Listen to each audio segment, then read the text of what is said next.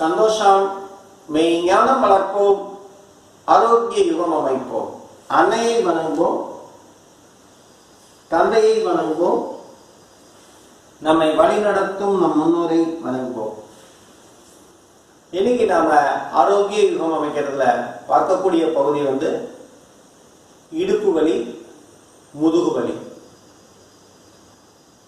இதன் முதல் பகுதியில முழங்கால் வலிக்கான பயிற்சி முறையை பார்த்தோம். இப்ப இடுப்பு வலி மற்றும் முதுகு வலி. இந்த முதுகு வலி, இடுப்பு வலி ஏற்படுறதுக்கும் நிறைய காரணங்கள் இருக்கு. உடல் எடை மட்டுமே காரணம் கிடையாது. ரொம்ப வேக வேகமா நடந்தாலும் அந்த வலி ஏற்படும். அதாவது இன்னைக்கு என்னன்னா, எல்லாருமே உடல் எடையை குறைச்சா எந்த நோயும் வராது அப்படின்னு நினைக்கிறோம்.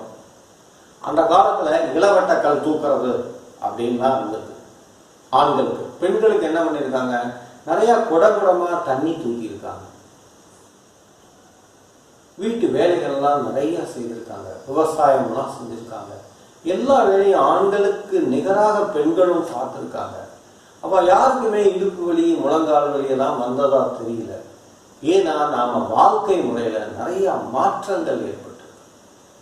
இன்னைக்கு நீங்க வாக்கிங் போறீங்க, ஆனா எப்படி போறீங்க? வேக வேகமா நடக்கிறீங்க. ஒரு என்ஜாய் பண்ணி நடக்கணும்.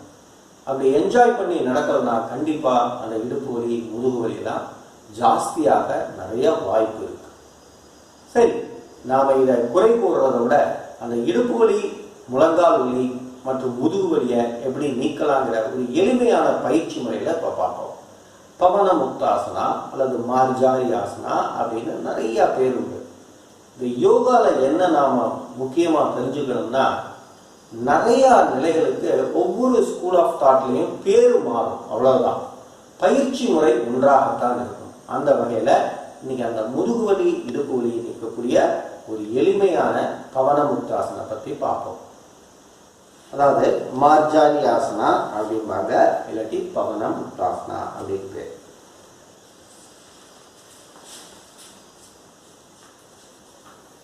யானை மாதிரி, நாம யானை விளையாடுற மாதிரி உட்காந்துக்கிறோம். அந்த காலத்துல உண்மையிலேயே எல்லா வீட்லையும் இந்த மாதிரி யானை விளையாடுறதுன்னு ஒரு பழக்கமே இருந்தது. சின்ன குழந்தையில முதுகுல வச்சுட்டு அப்படி விளையாண்டாங்க. அப்படி விளையாடுறப்ப உண்மையிலேயே அவங்களுக்கு உடம்பு வலியெல்லாம் போனது. இன்னைக்கு குழந்தைகளும் வீட்டுல இல்ல, யானை விளையாடுற இந்த பழக்கமும் இல்லை. இதுல என்னன்னா, இந்த மேட் அளவு இந்த கையை விரிச்சுக்கிறோம், இந்த மேட் அளவு. ஸோ அதே மாதிரி இந்த காலையும் பேரலா வச்சுக்கிறோம். இதுக்கு ஈக்குவலா இந்த கை எவ்வளவு இருக்கோ அதுக்கு ஈக்குவலா இதையும் வச்சுக்கணும், பின்னாலையும் வச்சுக்கிறோம். நல்லா கவனிங்க. இந்த டிஸ்டன்ஸ் இந்த பாடியோட டிஸ்டன்ஸ். அதாவது ரொம்ப இப்படி வச்சிடக்கூடாது, ரொம்ப இப்படி வச்சிடக்கூடாது, பாடி டிஸ்டன்ஸ். அதே மாதிரி இதுவும் இந்த டிஸ்டன்ஸ் எல்லாம் நேர வச்சுக்கிறோம். தலையை நுழைந்து பார்க்குறோம். அந்த பேக்கை கீழே இறக்கிறோம். திரும்ப தலையை குனிஞ்சு பேக்கை அப்படி தூக்குறோம். இதுல என்னன்னா, இப்படிலாம் செய்யக்கூடாது. அதனுடைய விளக்கத்தை பின்னால ஒரு காணொலியில் உங்களுக்கு நான் விளக்கமா தரேன். ஆசனங்கள்ல தேவையில்லாம ரொம்ப மூச்சை ஃபோர்ஸ் பண்ணி இழுத்தா எங்கேயாவது ஒரு மசில் பிடிச்சிடும். அதனால என்ன பண்றோம், ரிலாக்ஸ்டா பண்றோம். அப்படி தலையை குனிஞ்சு முதுக தூக்குறோம். திரும்ப தலையை நிமிர்ந்து ஆடி முதுக இறக்கிறோம். இது மாதிரி ஒரு 10 முறை நல்லா அனுபவித்து செய்ய வேண்டும். மார்ஜாரி ஆசனம் அப்படிம்பாங்க. அதாவது என்ன சொல்றதுன்னா, இந்த பூனை, நாய் அதெல்லாம் இது மாதிரி அடிக்கடி செய்யும். இப்படி பண்ணும்போது என்ன ஆகும் அப்படின்னு பார்த்தா, நம்மளுடைய தண்டுவடத்தில் உள்ள இறுக்கமானது தளர்வடையும். அந்த தண்டுவடத்தில் இருக்கிற இறுக்கம் தளர்வடைந்தாலே அந்த முதுகு வலி, இடுப்பு வலிகள்லாம் பரிபூர்ணமாக குணமடைந்து விடும்.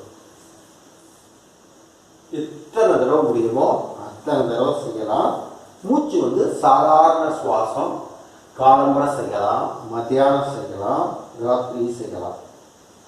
மத்தியானம் 12 to 1 செஞ்சா அந்த முதுகு வலி, இடுப்பு வலிங்கிறது பரிபூரணமாக குணமாகும், விரைவில் குணமடைந்து விடும்.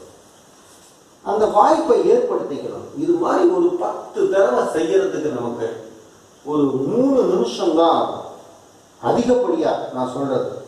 அப்போ ஒரு 3 நிமிஷம் நம்ம வாழ்க்கைய இது மாதிரி பண்ணினா நிச்சயம் நம்மளுடைய அந்த இடுப்பு வலி, முதுவலி நோயானது பரிபூரணமாக குணமாகும். அதை